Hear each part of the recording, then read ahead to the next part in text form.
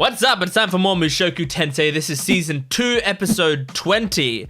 So last episode we had a desert journey where they were traveling through the desert. It was a pretty short journey, which I was okay with because as I've said in the past, I'm not a big fan of like desert journeys in games and movies and any media really. So I was kind of almost dreading that part of the story, but it was very short and sweet. So I liked it because it took less than an episode. So now we're getting to the stuff that I've been waiting for, which is they've I think arrived at their destination. We just gotta see how it goes from here. I'm not gonna waste too much time. Make sure to support the video and the channel if you can. I'm a small channel, so every like, every comment, every subscription helps me out a lot. I love reading your comments, so make sure to leave a comment down below about what you thought about the episode or my reaction, stuff like that. And I have a Patreon account in the description below, which has the full-length reactions, as well as early access and exclusive videos. That's both for this channel and my Gent Watches One Piece channel. They share the same Patreon account, so you get so much value. And if you like One Piece, go over there and check that out. But let's jump into this. This is season 2, episode 20 of Mushoku Tensei. Appropriate music.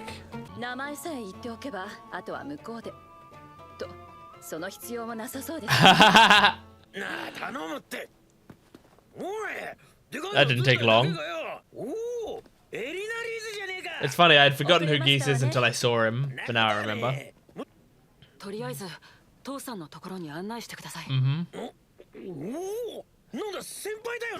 Yeah, look how mature he looks.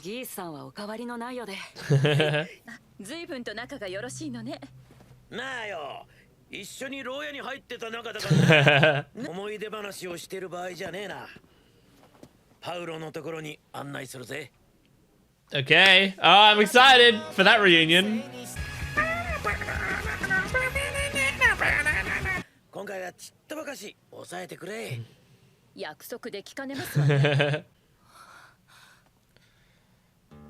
There he is. He doesn't look great. Maybe he's just sleeping. Hasn't been as long as he expected it to be. Yeah. Oh, he's not in great shape.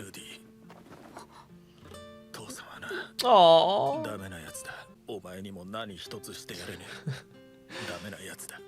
He's being very raw with him.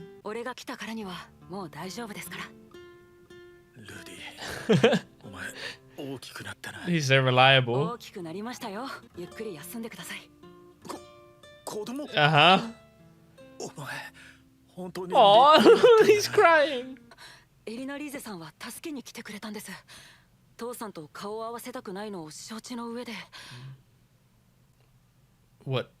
What's gonna break the tension? Is it good or bad? Okay, it's good. Good job. I love good apologies. Good job. That's properly mature.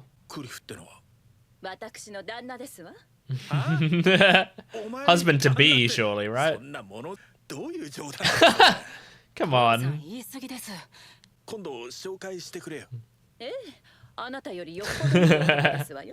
He kind of is. Okay.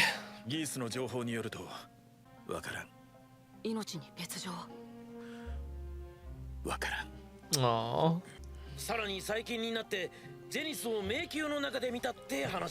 Okay, that's decent intel.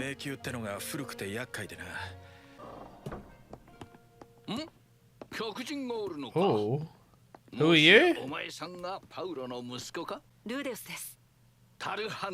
Talhand.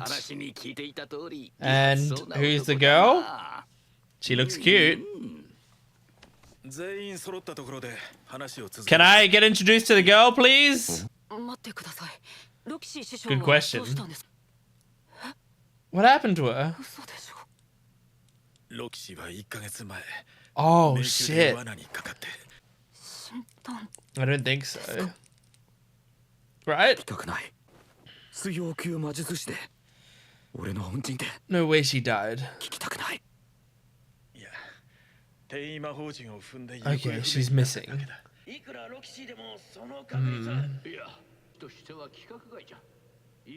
Oh, Rudy. I'm glad you're here, elinalise. Thank God. The teleporter labyrinth. Well, you've been studying teleporting stuff.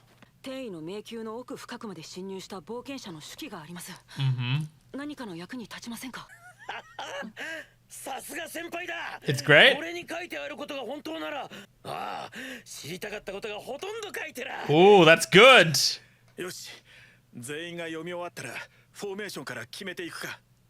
Rudy's already changed their plans so much for the better. I can't believe Roxy's not here though. Oh, very well. She's doing great.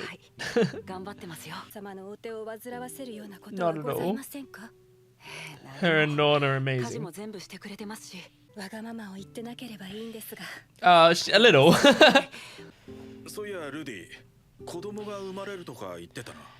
Yes, sir.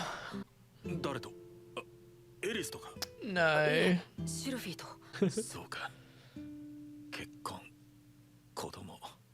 It's a lot to take in. Well.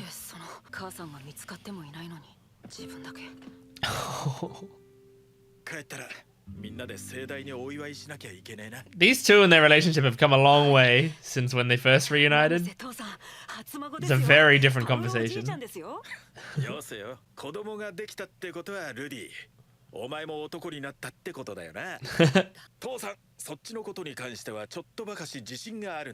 What could I possibly ask you?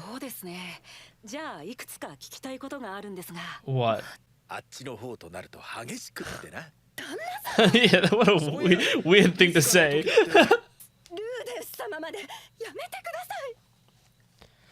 Those two. Who's that girl? I want to know her name.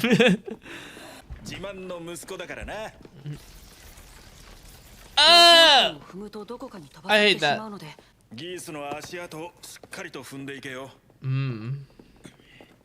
Smart. Oh shit. Rudy! Or elinalise. Or Paul. Nice. He's very capable still.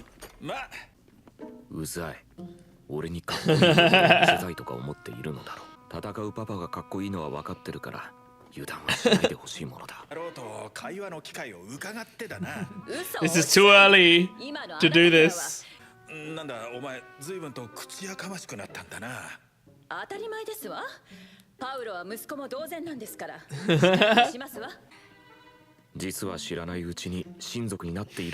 True. After what we discovered about elinalise. Oh, I hope there aren't too many spider type things. I hate it. I hate it.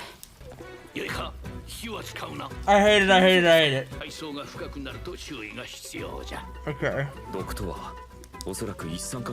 Okay, don't use fire. Don't use too much water? Shit. Oh, shit. Ugh, I hate those things.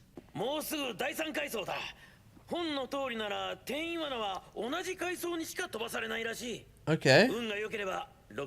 Cool. That's good. This is amazing. It's saving them so much time. It's probably a good thing to trust. He's got good intuition. What?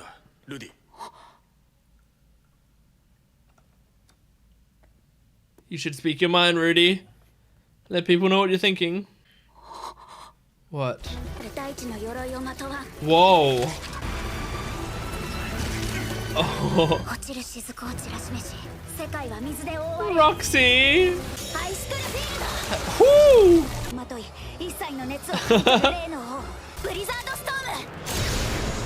Awesome. Guess who's back? Guess who's back? Guess who's back? Oh, more teleporting in. Oh, Roxy! I don't know if this is supposed to be now, happening now, or this was in the past. I'm hoping it's now and Rudy comes in right now. Oh. Rudy, come on!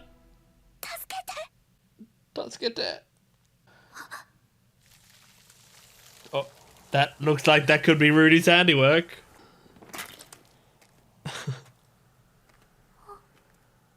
Oh.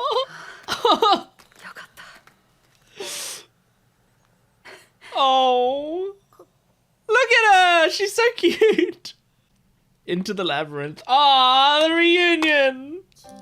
That's so nice!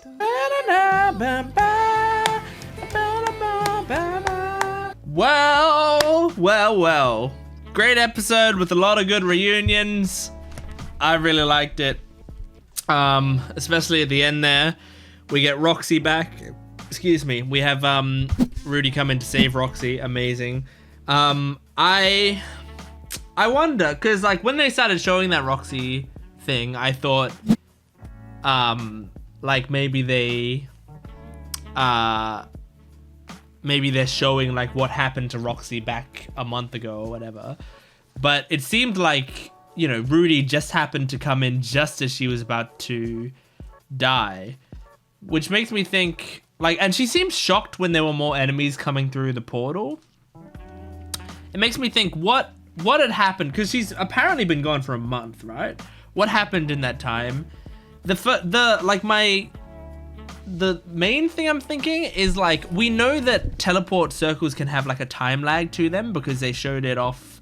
I mean, they've showed it a couple times in this series, but most recently when they went through the portal back before, elinalise went through the portal and she went right back through the portal, but it took like some time before Rudy saw her again. So there is like a time lag with the portals.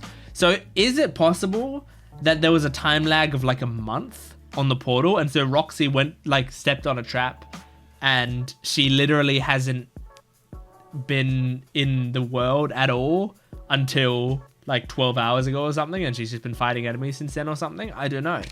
I really don't know. But that's what I'm thinking right now, because that scene didn't give me the vibe of she's been fighting for a month straight. That gave me the vibe of like she's backed into a corner now after like just finding herself here and she's making the most of the situation. Like that gave me the vibe of she's been there for less than a day. But I don't know. Like I'm going off of no evidence here, just pure vibes. So it's not the greatest thing to make an argument with. But you know, there is precedent for teleports, you know, not making you appear at the time you think they're gonna make you appear. So there could have been a big time lag there. But yeah, I mean, this labyrinth seems like it's pretty cool. It is great that Rudy brought a book that happened to be about the teleport labyrinth. I mean, obviously he got those books because he was trying to find out more about teleportation, because he was using teleportation to cut down the time of his journey, and that makes a lot of sense. And it also like ties in with their experiments about like the circles that can bring them possibly back to the real world and stuff. So like there's all these themes are coming from the same place here, but it's very lucky that the labyrinth that she's trapped in is the teleporter labyrinth, because that is certainly a something that we can work with. And I feel like if there's a teleport, like a labyrinth full of traps, and the traps just teleport you to other places, like that's so much luckier than like if they had been in another more dangerous labyrinth. You know, Roxy stepping on a trap might have killed her, and Zenith getting lost in a different labyrinth might have killed her. You know, it seems like this labyrinth you can survive if you're capable enough But it'll just like wear you down over time. Like it's just a war of attrition essentially. Like either you'll starve to death or you'll be overrun by the enemies or you'll just be lost in there forever. But now they have a book that helps them get through it. So that's wonderful. I love it. I love the little Roxy reunion at the end because it's nice to see her again. It's nice to hear her again. I had actually forgotten what she sounded like for a while. But it's nice to properly hear her again. And I feel like it's gonna be very cute because she was like one of those characters that was so good in the early show, and I thought when we weren't seeing her again, I was like, are we really not seeing this character again for a long time? Because it feels like she's one of the ones carrying the show. Like I thought they were gonna come up with excuses to bring her back in the show, but this show, to its credit, you know, it just pushes forward with the story. Like if a character's not relevant, it'll leave them behind and then we'll see them later maybe, you know? And I do think that's to the show's credit because they do it well and it feels earned and it feels like a proper journey and characters feel like they've grown up and they've changed and they're doing their own stuff. So that is to its credit. I do think sometimes shows do like sort of waste really good characters that they have, where it's like, oh, here's a character that's clearly super entertaining and amazing, and then they'll either kill them off early or they'll have them like leave the show for a while, and it's like, well, the show's now slightly worse without that character, you know. But Mushoku Tensei, I think, does a good job at having a nice variety of characters, and the characters don't necessarily carry the show. The show moving forward feels very natural and feels earned, and I like liking characters but also not knowing what their fates are going to be. I think it's interesting because the show also doesn't seem to kill people off for, you know, for shock value or whatever. It seems like everything so far that happens in the story feels like it makes sense with the way the story's going, you know? It's not just the author trying to go like, boom, and then this happens, ha ha ha, everyone talk about that, you know? It's actually like, oh, here's something that makes sense for the way all of this is going. So, yeah, anyway, it's really good. I don't think I have anything else to say. I know I didn't talk a crazy amount about this episode, but I really don't have any theories or anything. I just liked the reunions. I thought it was a sweet episode, and they were just walking through a cave. So that's Mushoku Tensei. Thank you for joining me for this episode. Make sure to support the video if you can, liking, commenting, and subscribing. And go to my Patreon account for full-length early access, exclusive videos, all that good stuff. But thanks for watching. I'll see you next time. Goodbye.